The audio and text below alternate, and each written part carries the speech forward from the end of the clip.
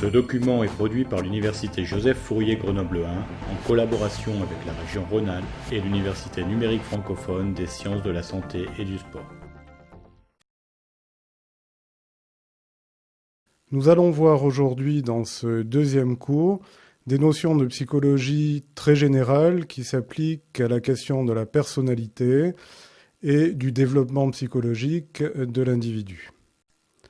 Les objectifs de ce cours sont tout d'abord de bien comprendre la définition de ce qu'est la personnalité, ensuite de pouvoir différencier des notions qui sont parfois confondues, c'est-à-dire celles de tempérament, de caractère et bien sûr de personnalité. Nous aborderons ensuite les principales théories du développement de la personnalité, dont il vous faudra retenir les principes généraux et les points principaux sur lesquels j'insisterai. Et enfin, nous terminerons avec un objectif simplement concernant la notion de personnalité pathologique. La notion de personnalité est une notion très générale et je suis sûr que chacun d'entre vous a sa propre conception de ce qu'est la personnalité de chacun. Cette notion de personnalité a été un objet de la psychologie depuis très longtemps et il existe d'innombrables travaux pour essayer de comprendre en quoi consiste la personnalité et ce qui fait que chaque individu a une originalité, une authenticité particulière qui fait qu'on est capable de le reconnaître dans une foule. C'est ce qui fonde la personnalité de chacun. Cette personnalité, c'est également ce qui permet à chacun d'entre vous de vous reconnaître ou encore quand on rencontre quelqu'un qu'on a perdu de vue depuis longtemps, de ressentir immédiatement une certaine familiarité et un sentiment d'intimité avec cette personne. La personnalité est donc d'une façon très générale ce qui permet d'extraire d'une foule innombrable le caractère unique de chaque individu.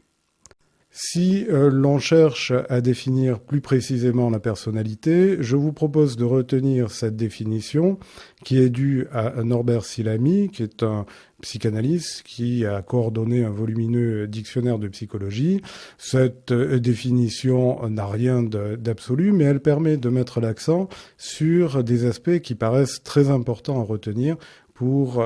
comprendre cette notion-là. Il établit ainsi que la personnalité est un ensemble structuré de dispositions innées et de dispositions acquises, ces trois propositions étant chacune extrêmement importantes. Ensemble structuré signifie que la personnalité forme une structure, autrement dit un ensemble d'éléments que l'on peut décrire séparément, mais qui surtout vont fonctionner ensemble d'une façon qui permet de prédire l'évolution de ce système et de comprendre le déroulement de la personnalité et du fonctionnement de cette personnalité. Les différentes dimensions de la personnalité, les différentes facettes de la personnalité ne sont donc pas associées au hasard, mais forment toutes ensemble un ensemble qui correspond à des lois précises. Cet ensemble se bâtit sur la base des dispositions innées. Nous allons revenir sur cette notion, mais ceci désigne des dispositions qui sont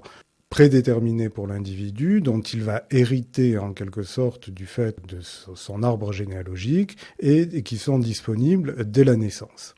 Mais également, la personnalité va se construire sur la base de dispositions acquises. C'est l'apprentissage qui va permettre, tout au long de la vie, mais surtout tout au long des premières années de la vie, de construire progressivement, sur la base de ce qui a été donné à la naissance, de construire progressivement ce qui deviendra la personnalité du futur adulte. La définition précise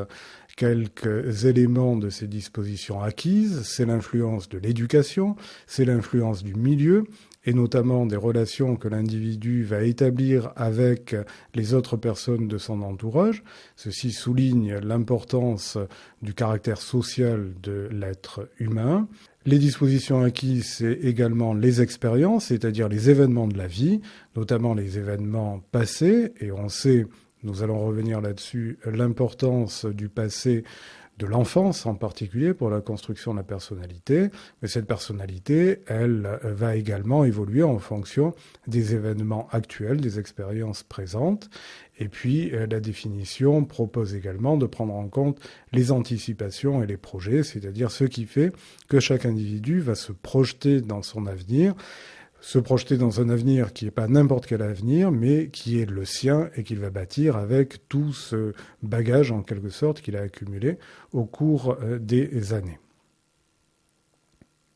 Nous allons donc retenir déjà ces principaux éléments. La personnalité est une unité intégrative, c'est-à-dire que la construction de la personnalité va intégrer, au sens quasiment mathématique du terme, ces différents éléments qui sont d'une part innés, d'autre part acquis. Cette unité intégrative va former une structure avec les principaux éléments de définition de structure que j'évoquais en commençant, c'est-à-dire c'est un système organisé d'éléments qui ont entre eux des liens précis, des liens particuliers. Cette structure est par définition stable et va posséder une certaine constance.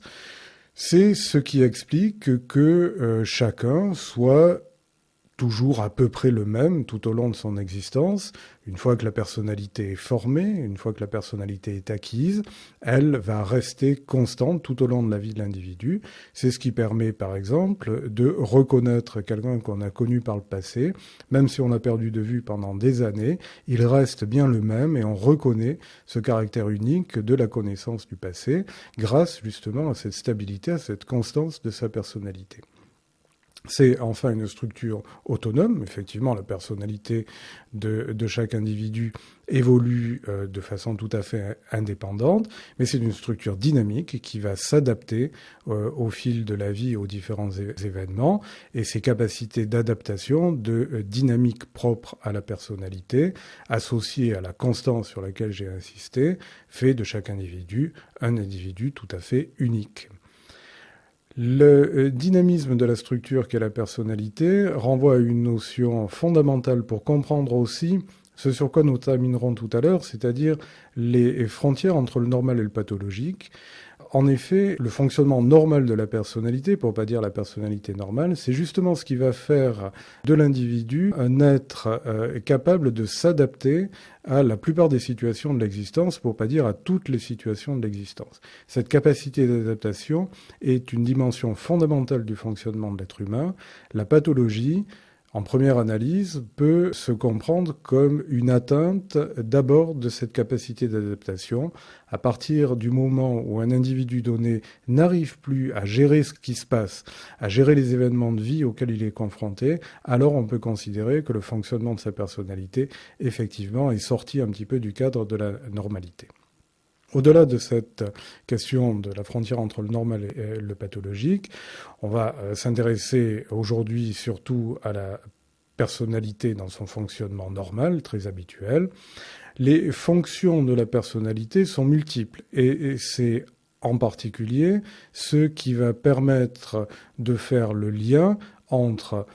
le fonctionnement de l'individu lui-même et son environnement. C'est ce qui permet de percevoir l'environnement, c'est-à-dire de ressentir ce qui se passe, de percevoir au sens sensoriel du terme ce qui est en train de se dérouler à l'extérieur, mais aussi les événements intérieurs, ce qu'on peut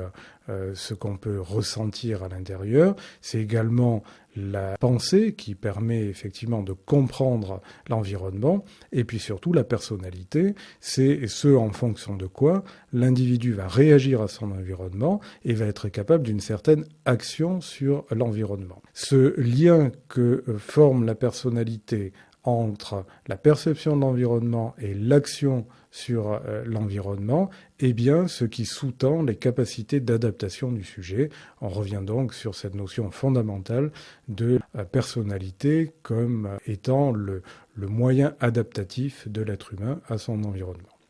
La psychologie et globalement aussi la médecine et plus particulièrement la psychiatrie vont donc particulièrement s'intéresser à l'analyse et à la description de la personnalité des sujets, parce que c'est ce qui permet de comprendre l'individu à qui on a affaire. Et dans cette approche descriptive de la personnalité, on fait souvent référence, et c'est un terme que vous entendrez, je pense, à plusieurs reprises au cours de ce chapitre, on fait souvent appel à la notion de trait de personnalité,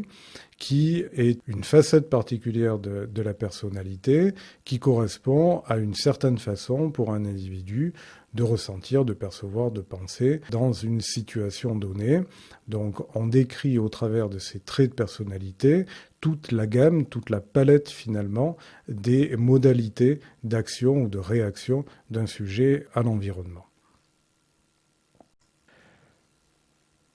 Les approches théoriques de la personnalité sont multiples. On va surtout utiliser une approche aujourd'hui qui est l'approche structuraliste, c'est-à-dire qui essaye de décoder la structure particulière que représente la personnalité, avec la signification précise que j'ai donnée au terme structure précédemment. Et de ce point de vue structuraliste, on va distinguer la personnalité de deux autres notions qui sont souvent confondues, au moins dans le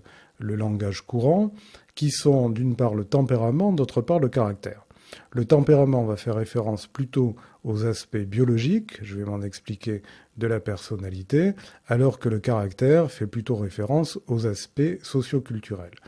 Une troisième facette ou une troisième dimension fait partie aussi de cette conception structuraliste de la personnalité, c'est l'intelligence, qui est à entendre non pas au sens habituel qu'on accorde à ce terme intelligence, mais en référence plutôt aux aspects plus intellectuels de la personnalité.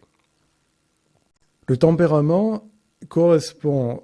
plutôt aux dimensions biologiques de la personnalité. Cette notion de tempérament est reprise de concepts qui sont très anciens dans le domaine de la médecine. Ce rappel historique permet de souligner que la question de la personnalité n'est pas seulement réservée à la psychologie, qui est une science humaine, mais appartient bel et bien au domaine de la médecine également, et le point de départ historique de cette notion de tempérament plonge très très loin dans le passé, puisqu'on est obligé de remonter jusqu'à Hippocrate, la médecine hippocratique, c'est-à-dire en gros 5 siècles avant Jésus-Christ, donc ça fait 2500 ans avant aujourd'hui. Médecine hippocratique qui, dans une conception qui était très particulière à l'époque, décrivait déjà des grands profils de comportement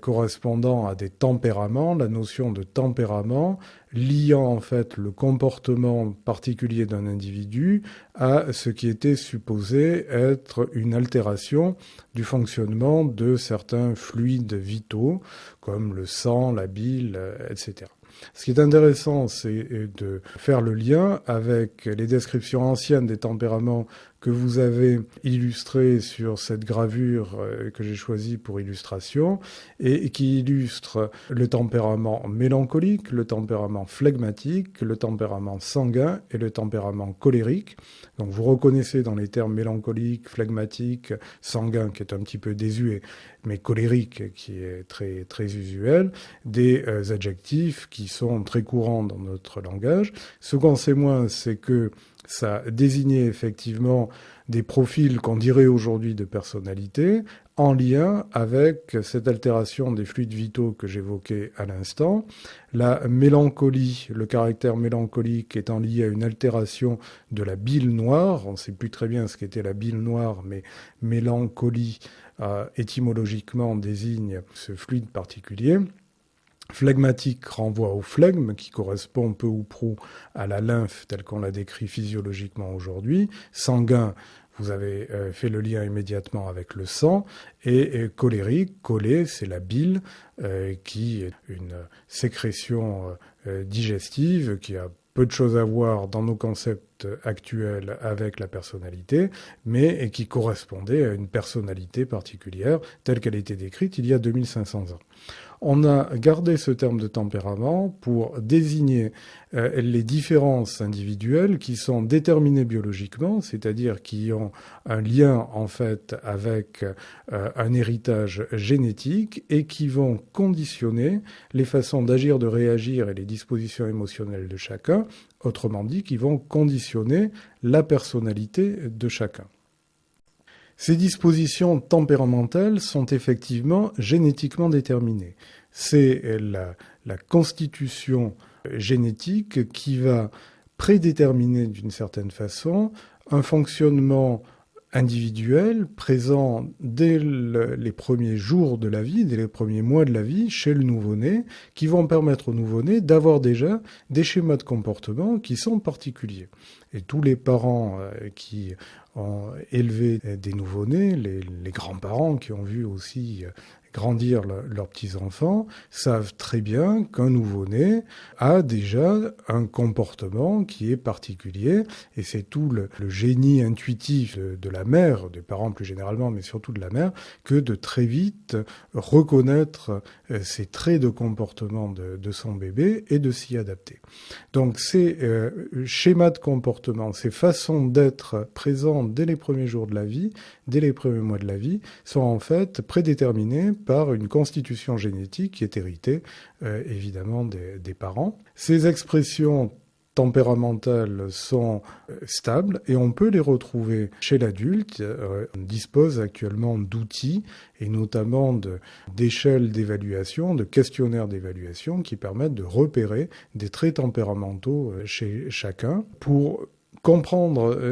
ce que sont ces traits tempéramentaux, c'est ce qui est en arrière-plan de commentaires qui sont très fréquents dans les familles et qui font dire que tel cousin, tel petit enfant ressemble vraiment comme 2 gouttes d'eau au grand-père ou à l'oncle un tel, etc., qui pourtant sont ni de la même génération, ni forcément dans le même lieu de vie, dans la même ville, dans le même village.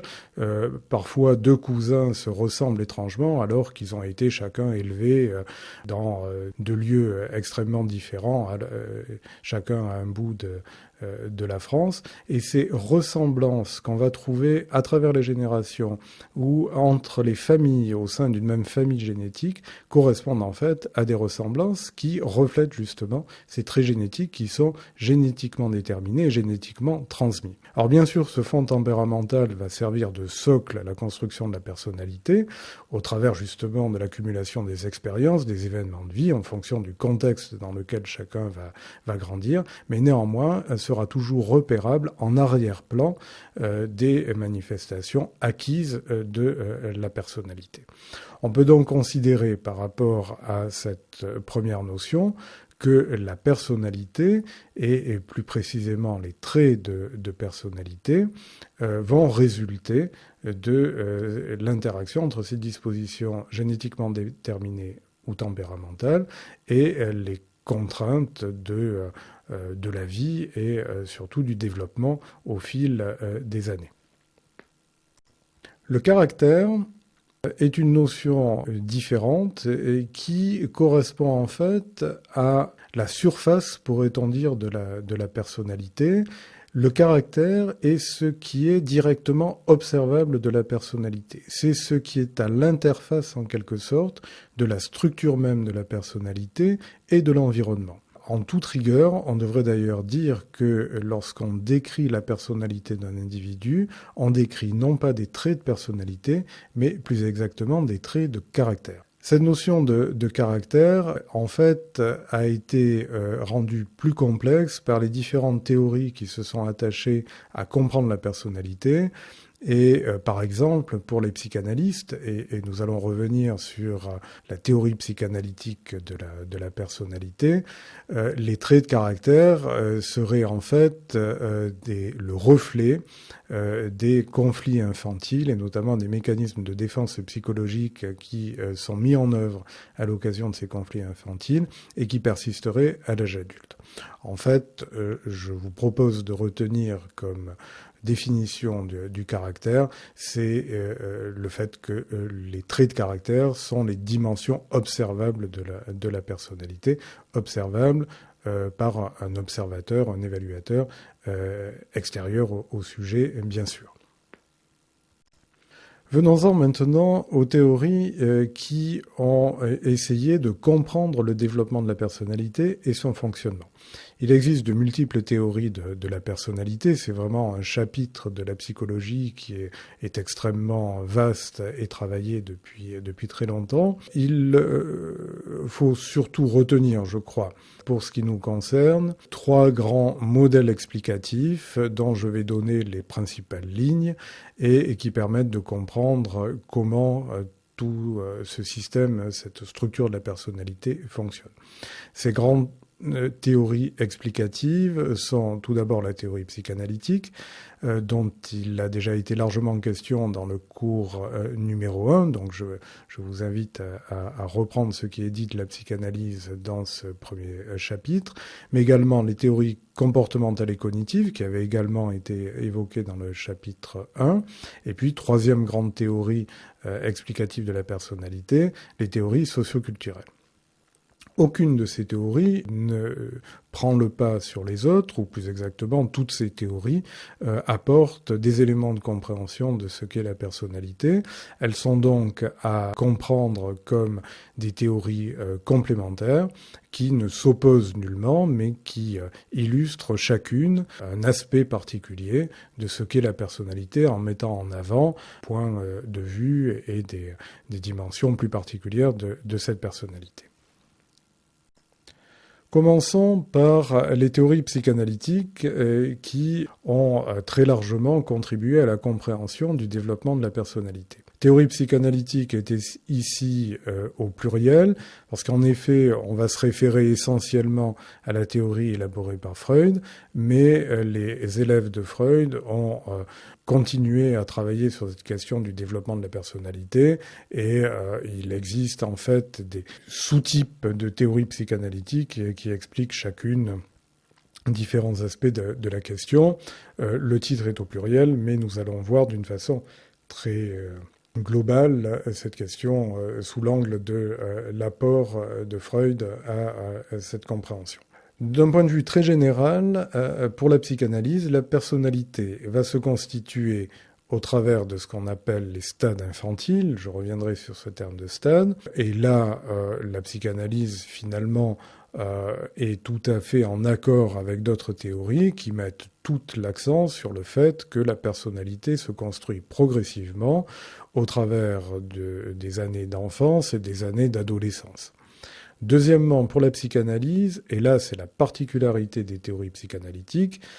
le développement de la personnalité est placé sous le primat de l'inconscient, c'est-à-dire que c'est la constitution de l'inconscient progressivement au fil des années qui va conditionner la structuration progressive de cette personnalité. Ceci est bien entendu un postulat propre à la psychanalyse, puisque vous le savez, la théorie psychanalytique est centrée par cette notion d'inconscient au sens psychanalytique du terme, qui est posée a priori par la théorie sur laquelle celle-ci se construit. Troisième point, le moi et la fonction intégratrice de la personnalité. On retrouve ici cette notion aussi apportée par Freud, désignée par le terme de topique, c'est-à-dire d'organisation du psychisme en instances différentes, et le moi est celle de ces 3 instances du psychisme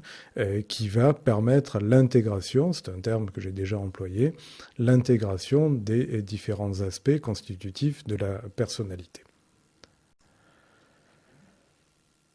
La personnalité, pour la psychanalyse, se développe au travers des stades infantiles, dit également stades libidinaux. Ceci renvoie à une notion centrale de la théorie psychanalytique et qui va désigner par le terme de libido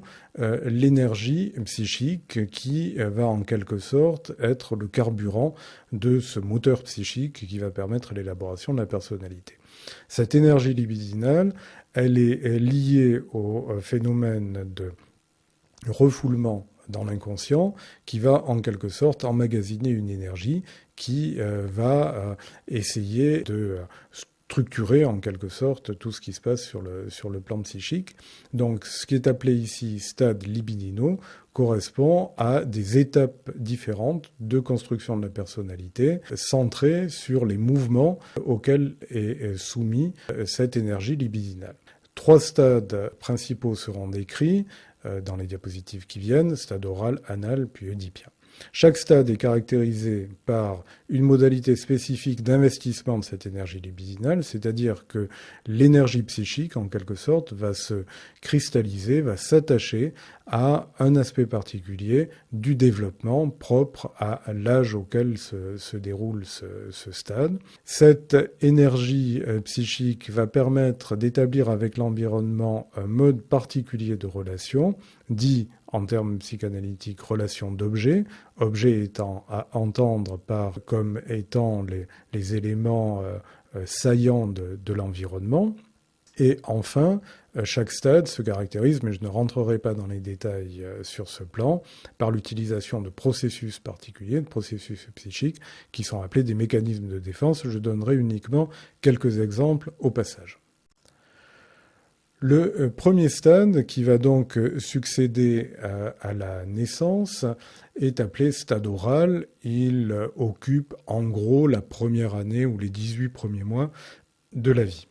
La durée de ces stades, qu'il s'agisse de ce stade oral-ci ou des stades dont il va être question juste après, la durée est purement indicative puisqu'il s'agit là de processus psychiques tout à fait inconscients et qui n'ont qu'un lien médiatisé, c'est-à-dire un lien quand même d'une certaine distance avec la réalité concrète de l'évolution du bébé. Néanmoins, cette première période, donc, qui dure de 12 à 18 mois, elle va être centrée évidemment par la question de l'alimentation, de la prise d'aliments, et des satisfactions ou des insatisfactions, de la souffrance que peut percevoir le bébé lorsqu'il a faim, tout simplement. Et donc la préoccupation de l'alimentation est considérée comme centrale pour définir ce stade oral. On dit qu'il y a une érotisation, c'est-à-dire une focalisation de l'énergie psychique, de l'énergie libidinale, un investissement de la libido dans cette zone orale liée à l'alimentation. Donc c'est tout le temps pris par la tétée, les pleurs au moment de la faim qui vont caractériser cette période de la vie. Pour cette raison, l'environnement se résume d'une façon très schématique, se résume principalement à la mère qui va pouvoir apporter le soulagement lorsque le bébé a faim en lui apportant l'alimentation, ou qui va être perçue comme hostile en quelque sorte, ou de façon négative, lorsque justement le bébé a faim et que la mère ne lui apporte pas immédiatement la satisfaction qu'il attend. Donc cette période va être occupée aussi par l'établissement d'une relation avec l'environnement très particulière, une relation d'objet au sens psychanalytique très particulière, qui va permettre progressivement de percevoir la mère en tant qu'un objet particulier de cet environnement, distinct du bébé, qui n'a pour autant pas encore complètement la notion globale, entière de son environnement. Cette période est également occupée par l'acquisition progressive de la marche qui va permettre une relative autonomie du bébé et notamment va lui permettre d'explorer cet environnement qui pour l'instant reste encore perçu de façon incomplète. Comme je l'ai dit en annonçant ces propos particuliers sur les stades, certains processus psychiques, certains mécanismes psychiques particuliers vont être caractéristiques de ce stade, comme l'introjection qui correspond à l'incorporation sur le modèle de l'incorporation orale. On avale finalement les aliments, donc on introjecte aussi certaines représentations qui permettent de garder en soi finalement les expériences positives. C'est un processus essentiel à la construction de l'identité et de la personnalité parce que c'est ce qui va permettre ce même mécanisme psychique ultérieurement de pouvoir s'identifier pour le sujet, pour l'enfant, de pouvoir s'identifier s'identifier, notamment, on le reverra dans un instant, s'identifier à ses parents et notamment aux parents de même sexe. De la même façon, notre mécanisme est également très important à cette époque, c'est la projection, qui est un petit peu l'inverse du précédent, puisque c'est un mécanisme qui permet de se défendre contre des représentations négatives ou des expériences négatives qui sont maintenues à l'extérieur de soi, en quelque sorte. La relation très particulière avec la mère à cette époque est à la fois le bon objet, puisque c'est celui qui va apporter la satisfaction, mais aussi le mauvais objet, puisque c'est celui qui n'apporte pas la satisfaction attendue quand on a faim, va être à l'origine de ce sentiment d'ambivalence qui est également quelque chose d'important pour la construction de la personnalité ultérieure. Au stade oral va succéder le stade anal, qui débute en gros, et là encore, il ne faut pas prendre ces éléments temporels comme une vérité absolue et systématique pour chaque individu, mais en gros, à partir de 1 an, le bébé, l'enfant, va entrer dans ce stade anal, qui va l'occuper pendant 1 à 2 ans, jusqu'à l'âge de 2-3 ans environ. L'élément central de ce stade, qui lui vaut d'ailleurs son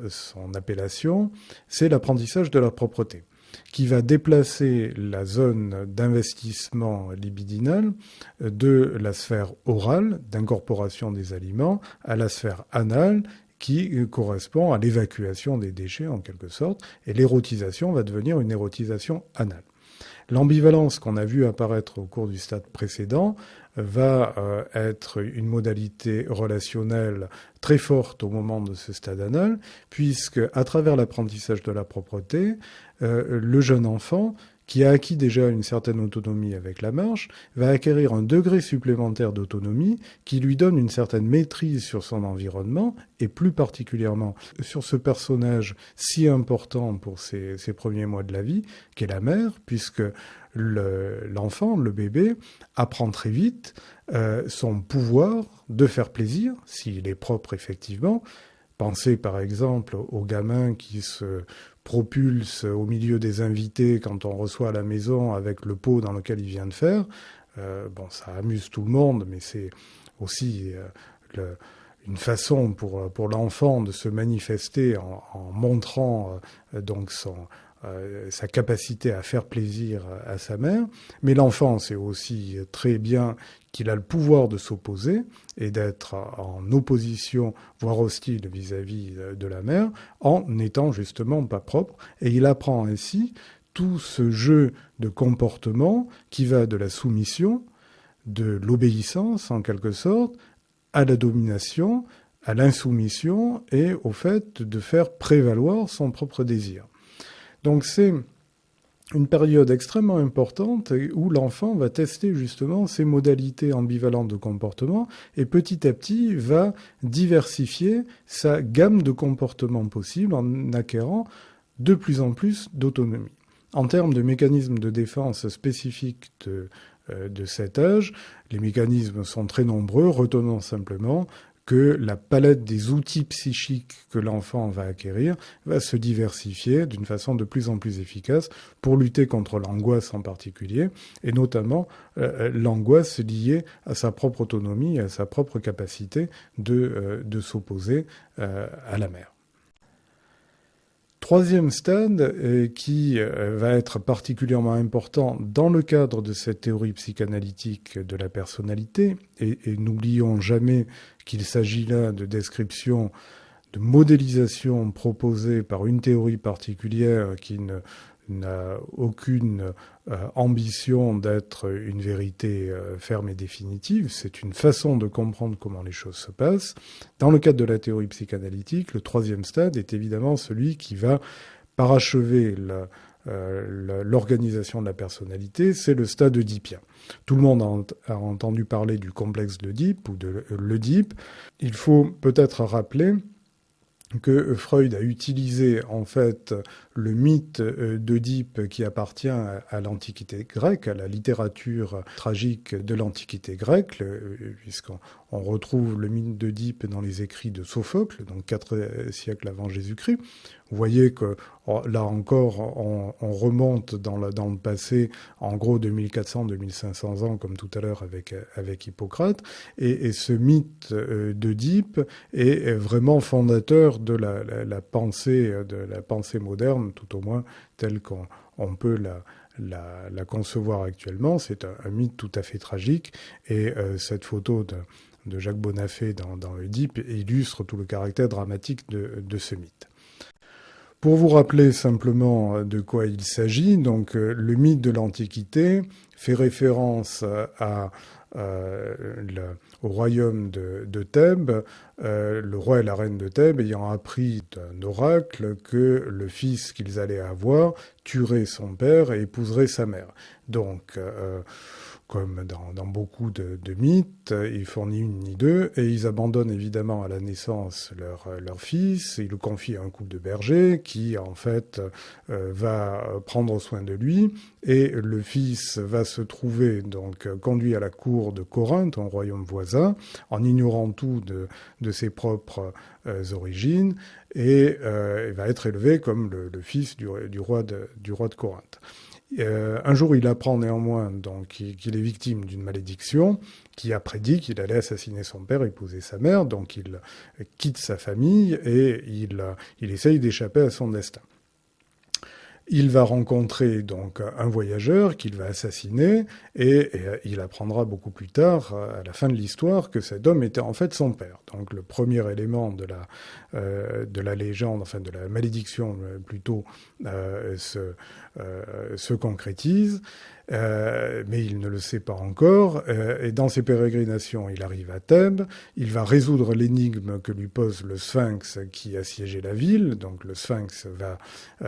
libérer Thèbes. Et pour le récompenser, les habitants de Thèbes le font roi. Et il va épouser la reine qui était veuve.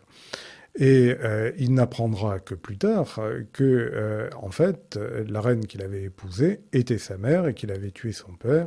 de désespoir. Et c'est ce qui était illustré par la photographie de la diapositive précédente. Il va se crever les yeux et il va partir sur les routes, abandonner la royauté. Donc cette histoire tout à fait tragique a été utilisée par Freud pour décrire ce qui se passe dans le développement du jeune enfant au moment de cette période particulière, à la fin du stade anal, quand l'enfant prend conscience de la différence des sexes. Alors en fonction des théories, certains identifient un stade phallique qui correspondrait à cette prise de conscience autour de l'âge de 3-4 ans. Bref, retenons que vers 4 ans, 4-5 ans, l'enfant va réaliser qu'effectivement il y a une différence entre les filles et les garçons. Et là vont se mettre en place une série de mécanismes que Freud a schématisés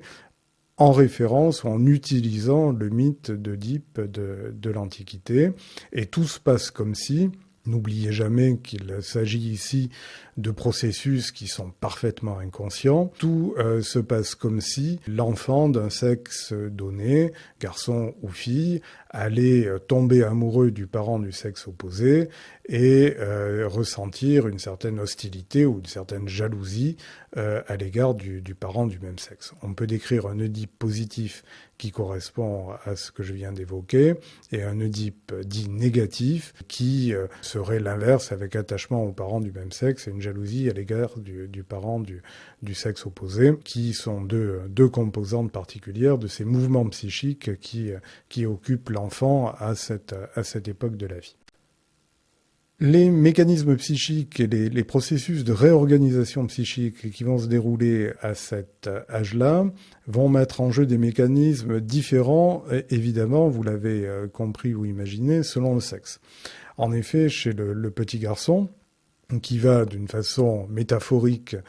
tomber amoureux de sa mère, en fait, le moteur principal de cette période va être le désir de rester l'objet d'amour de la mère, auquel il va tenter de plaire le plus possible. Alors que chez la fille, les mouvements sont différents, puisque de la prise de conscience de la différence des sexes et en fonction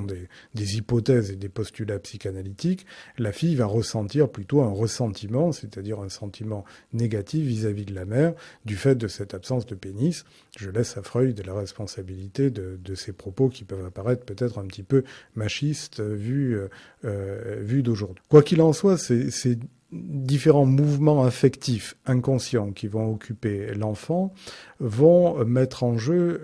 une série de mécanismes de défense très particuliers qui vont rendre plus performant et plus diversifié son fonctionnement psychique avec la mise en jeu des phénomènes d'identification, de refoulement bien sûr, mais ça depuis le départ, de déplacement, etc., etc. Peu importe le détail de ces mécanismes de défense, retenez la diversification qui va intervenir à cette époque de l'année. Cette période très particulière va se terminer d'une façon un petit peu brutale par la prise de conscience au sens métaphorique du terme toujours, et ne perdons jamais de vue qu'il s'agit là d'un modèle, d'une l'utilisation d'images pour comprendre les processus psychiques, va se heurter au tabou de l'inceste, qui pour Freud est un tabou universel, et qui va toper donc les fantasmes oedipiens. Vous connaissez tous l'angoisse de castration, les termes angoisse de castration, qui renvoient à cette image-là. Et pour le petit garçon qui avait tendance à essayer de se rapprocher métaphoriquement de sa mère et essayer d'évacuer le père, l'interdit de l'inceste et l'angoisse de castration va mettre un terme à ces mouvements psychiques et va amener le petit garçon à s'identifier à titre de réparation, pourrait-on dire, s'identifier à son père et s'engager dans une maturation psychologique particulière. Pour la petite fille, les choses se passent à peu près de la même façon, sinon qu'il n'y a pas réellement d'angoisse de castration, bien sûr, mais l'interdit de l'inceste va lui faire renoncer métaphoriquement à son père pour s'engager dans un mouvement d'identification à sa mère. La fin de la période oedipienne, donc vers l'âge de 5-6 ans, va inaugurer une période longue de plusieurs années qui est désignée par le terme de période de latence et qui va conduire l'enfant jusqu'à l'aube de l'adolescence. En fait, on peut considérer que tous les mouvements psychiques qui ont occupé l'enfant autour de l'âge de 5 ans, donc dans cette période oedipienne, sont également limités par l'immaturité physiologique, sexuelle de l'enfant, et il va lui falloir attendre de nombreuses années pour que la problématique, comme on dit, oedipienne, puisse trouver un regain d'actualité quand l'enfant va entrer dans une période où physiologiquement il va devenir sexuellement compétent. Cette longue période qui va donc de 5-6 ans aux environs de 10-12 ans, 10-11 ans, début de l'adolescence, se traduit principalement par un désinvestissement, une prise de distance par rapport au fantasme oedipien, désinvestissement des intérêts oedipiens, et en contrepartie, investissement de toute cette énergie libidinale, toute cette énergie psychique qui a été accumulée vers le monde extérieur. C'est un moment qui est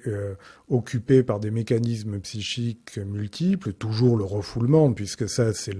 le fil rouge de la théorie psychanalytique qui place le développement de la personnalité sous le primat de l'inconscient. Or, l'inconscient se constitue par le mécanisme de refoulement, mais cette période de latence, c'est aussi une période où le mécanisme de sublimation est particulièrement actif, mécanisme de compensation aussi, mais la sublimation qui permet à l'enfant de s'investir dans des activités et qui vont être notamment, pas seulement, mais notamment des activités socialement très valorisées et en particulier l'apprentissage et notamment l'apprentissage scolaire. C'est la période qui est la plus favorable pour détourner l'énergie psychique de ces mouvements inconscients libidinaux vers un investissement de cette énergie dans des activités productives et notamment l'apprentissage, mais aussi la socialisation. Et donc c'est cette période de latence, la période des acquisitions scolaires et des compétences sociales que va acquérir l'enfant et qui sont essentielles pour le développement de sa personnalité. À l'adolescence, et donc au moment de la maturation physiologique, et notamment la maturation sexuelle, la réactivation des intérêts sexuels va être très vive et va donc replonger le jeune adolescent dans toute cette problématique oedipienne qui avait été mise à distance et qui va reprendre une actualité tout à fait brûlante, mais dont la résolution va permettre à l'adolescent de s'engager dans une sexualité adulte, c'est-à-dire d'abandonner définitivement ses fantasmes oedipiens et d'aller choisir son partenaire en dehors de la famille, le tabou de l'inceste permettant, d'une façon un petit peu schématique, dans un schéma évolutif, permettant finalement le brassage des gènes, c'est-à-dire d'aller choisir le partenaire sexuel et donc perpétuer l'espèce avec un partenaire sexuel étranger à sa propre famille, ce qui évite la consanguinité. Ça, c'est une vision très développementale de la psychanalyse. Bon, néanmoins, le choix de la résolution des conflits oedipiens et le choix d'un partenaire sexuel autre correspond à une évolution psychique tout à fait fondamentale qui est la reconnaissance de l'autre comme différent de soi. Et cette résolution de la crise oedipienne est la condition fondamentale de la perception complète de l'environnement comme extérieur à soi-même, ce qui veut dire en contrepartie que de la bonne résolution de ce complexe oedipien découle la possibilité d'être parfaitement conscient de sa vie intérieure et de l'étanchéité qu'il y a entre la vie intérieure et le monde extérieur. C'est une notion importante sur laquelle, pour les étudiants qui continueront dans la voie médecine, sur laquelle on revient en deuxième cycle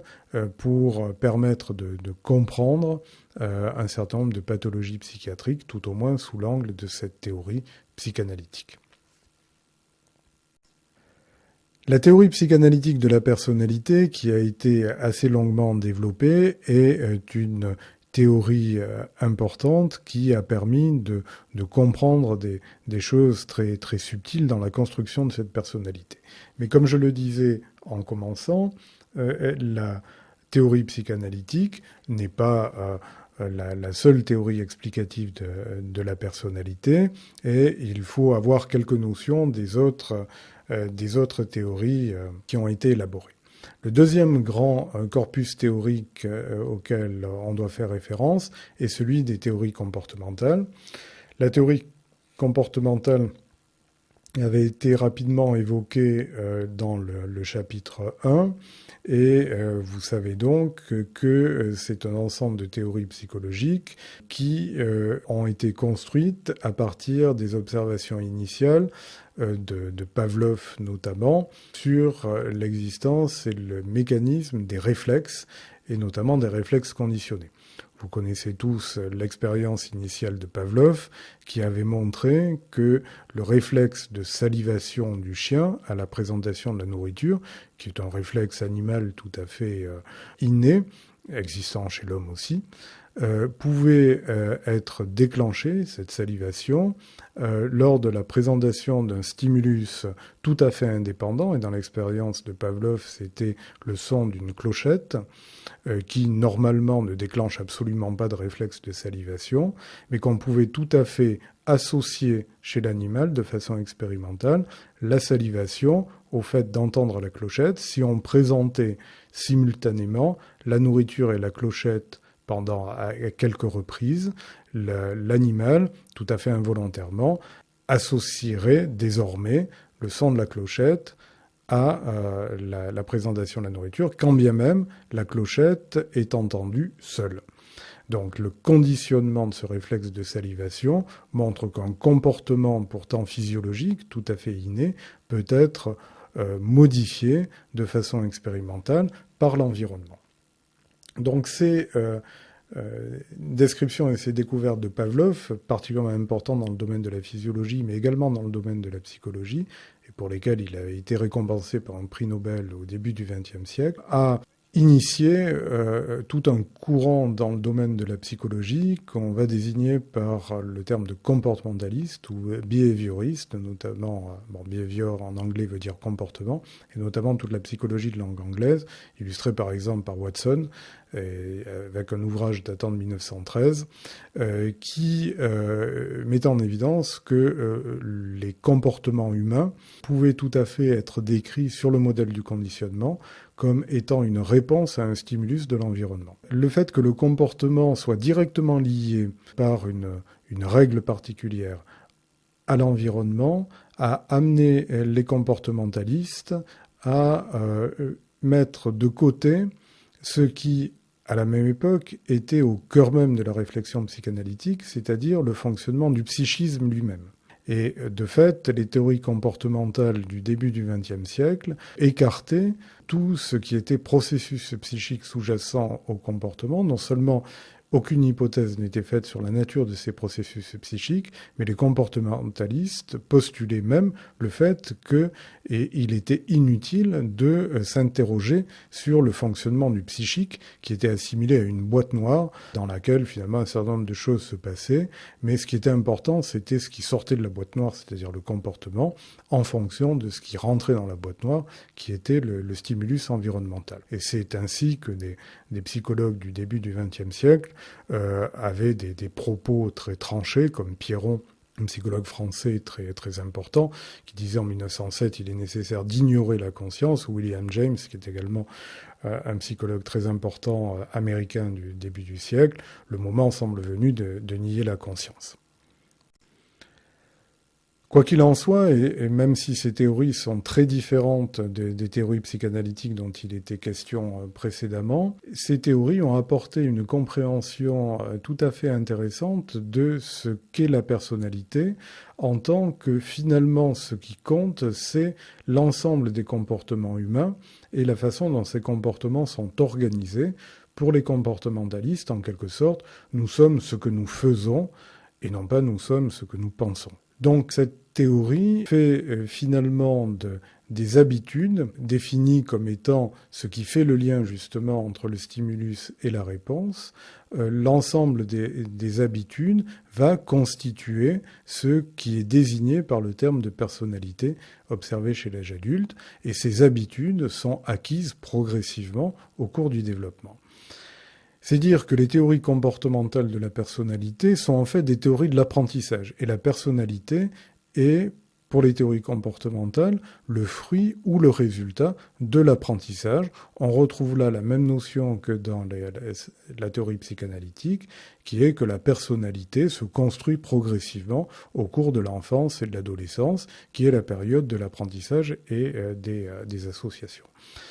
Cet apprentissage peut se faire selon différentes modalités. L'apprentissage peut se faire par conditionnement classique, qui est le conditionnement pavlovien que je décrivais très rapidement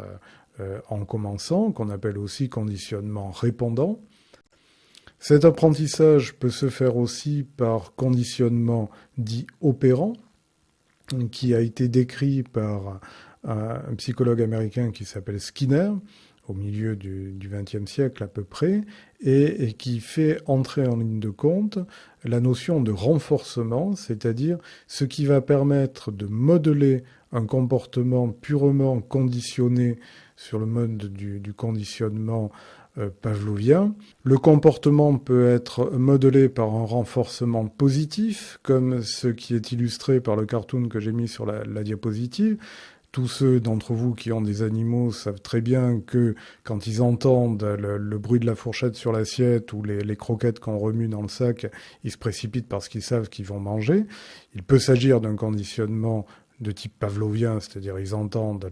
le son, ils savent à quoi ça correspond, ils savent que c'est l'alimentation, mais ils sont motivés à le faire parce que ils ont le renforcement positif, la gratification que va représenter le repas. Donc l'apprentissage est facilité, est augmenté, est renforcé par cette gratification particulière. Le conditionnement opérant est un des mécanismes d'apprentissage très importants au cours du développement de l'enfant, et l'utilisation à bon escient du conditionnement opérant est un des outils d'éducation que les parents intuitivement ou l'école utilisent largement. La bonne note, par exemple, à l'école, constitue un renforcement positif facilitant l'apprentissage scolaire. Troisième modalité d'apprentissage qui est également importante pour le développement de la personnalité et le développement de l'enfant, c'est l'apprentissage par observation. C'est l'enfant qui imite, et on sait l'importance de l'imitation pour l'apprentissage et le développement de l'enfant, le jeu étant procédé d'imitation extrêmement important pour l'enfant. Les théories comportementales de la personnalité, et plus globalement les théories comportementales, touchent leurs limites par le fait qu'elles ont écarté, par principe, comme je le rappelais, l'ensemble des processus psychiques comme étant inutile à la compréhension du fonctionnement humain, ce qui est bien évidemment assez limité. C'est la raison pour laquelle on associe aujourd'hui les théories comportementales à des théories qui se sont développées ultérieurement, qui sont les théories cognitives, et qui, elles, vont mettre l'accent sur les processus de pensée, contenu et mécanismes de la pensée, qui est tout le pan du fonctionnement individuel et qui manquait aux théories comportementales. C'est la raison pour laquelle cette association est particulièrement heuristique, particulièrement importante pour la compréhension du fonctionnement humain, et on fait référence aujourd'hui beaucoup plus largement aux théories cognitivo-comportementales pour montrer la complémentarité parfaite entre les deux théories. Ces théories cognitives, auxquelles j'avais fait allusion également au cours du chapitre 1, vont permettre de comprendre que les comportements sont déterminés non plus seulement par les stimulus de l'environnement auxquels ils visent à répondre d'une façon presque réflexe, comme dans la théorie comportementale, mais les comportements humains sont déterminés également par des représentations mentales de soi-même et de l'environnement, qui vont être également acquises progressivement au cours du développement. Ces théories cognitives permettent de reconnaître des styles cognitifs caractéristiques qui sont également invariants, et dans cette notion d'invariance, vous retrouvez la dimension de constance, le caractère invariant également de la personnalité. Donc les styles cognitifs tels que décrits par les théories cognitives sont des dimensions particulières de la personnalité qui sont particulièrement pertinentes dans certaines situations. Ce qu'on appelle style de comportement, d'une certaine façon, c'est comment un individu va se comporter face aux événements de la vie, dans les différentes situations face auxquelles il est confronté dans son environnement. C'est le comment du comportement qui permet de distinguer de la motivation et du contenu, qui sont d'autres façons de décrire également les comportements. Dernier corpus de théories que je citerai aujourd'hui, qui ont tenté d'expliquer aussi le développement de la personnalité, et que je ne détaillerai pas particulièrement parce que ces détails seraient certainement au-delà de ce qui est nécessaire de connaître dans le cadre de cette première année des études de santé. Ce sont les théories socioculturelles qui mettent l'accent sur d'autres déterminants de la construction de la personnalité, et notamment l'environnement social et l'environnement culturel, qui sont des facteurs déterminants de cette organisation de la personnalité. La personnalité ne se construit pas de la même façon en fonction de l'environnement social, et encore moins en fonction de l'environnement culturel. Courants de pensée ou les approches méthodologiques qui ont permis de documenter ces théories particulières sont issus de l'ethnologie plus que de la psychologie, avec notamment tout le courant d'anthropologie culturelle qui a fait largement appel aux théories psychanalytiques, mais en essayant de décrire les caractéristiques particulières des différentes cultures Dans cette construction de la personnalité, le mouvement de l'anthropologie culturelle s'est en particulier beaucoup intéressé aux sociétés primitives pour essayer de comprendre les déterminants profonds du développement de la personnalité. Et cette approche a permis de mettre en évidence le rôle de l'environnement social, ce qu'on appelle les contingences sociales, c'est-à-dire ce qui va s'imposer à l'individu du fait de son environnement. Un autre courant important est celui du culturalisme, qui, d'une façon très générale, s'est intéressé à l'influence de la culture dans le développement de la personnalité. Ces trois théories qui sont des exemples de la façon dont on peut comprendre le développement de la personnalité sont, je l'ai souligné en commençant ce cours, sont parfaitement complémentaires les unes des autres et ne sont pas à mettre en opposition les unes avec les autres. Elles permettent de comprendre en fonction des situations et des points d'observation, comment fonctionne la personnalité d'un individu, notamment lorsqu'on est amené à prendre en compte les dimensions de pathologie dans le registre de la médecine et plus particulièrement de la psychiatrie. On va faire appel en fonction des circonstances, en fonction des contextes, à telle ou telle théorie qui sera la mieux adaptée à la compréhension de ce sujet en particulier. Toutes ces théories ont des points communs qui sont, je l'ai déjà dit à plusieurs reprises, le fait que la personnalité va se développer sur un fond inné, fond génétique, qui est celui du tempérament. La personnalité d'un individu va se développer progressivement au fil de l'enfance et de l'adolescence, et dans tous les cas, on va considérer que le développement de la personnalité est achevé en gros à la fin de l'adolescence. Tout va donc se jouer chez l'être humain, en gros, pendant les 2 premières décennies de la vie. Au-delà, la personnalité est acquise. Certes, elle est susceptible d'adaptation, et j'ai insisté sur le fait que la personnalité était une structure dynamique, mais ce qui va se modifier, c'est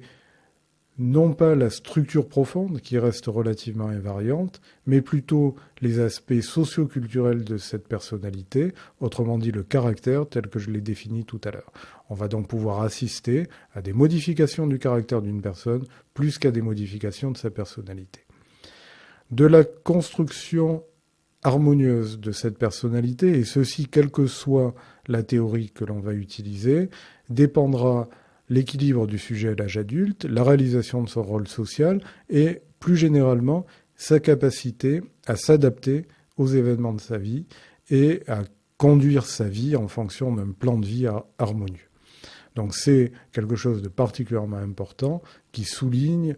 la nécessité de mettre l'enfant et l'adolescent dans un environnement positif pour lui permettre de développer harmonieusement sa personnalité. En contrepartie, lorsqu'il y a des difficultés au cours du développement de la personnalité, on peut aboutir à des traits de personnalité, donc des dimensions particulières, des facettes particulières de cette personnalité, ou des modalités de réaction à certains types d'événements qui vont être dysfonctionnels, qui vont mettre le sujet en difficulté par rapport à la nécessité de s'adapter à ces événements particuliers. Et dans certains cas, l'ensemble de la personnalité peut être dysfonctionnel. Et on parlera dans ces cas-là de pathologie de la personnalité ou de traits pathologiques de la personnalité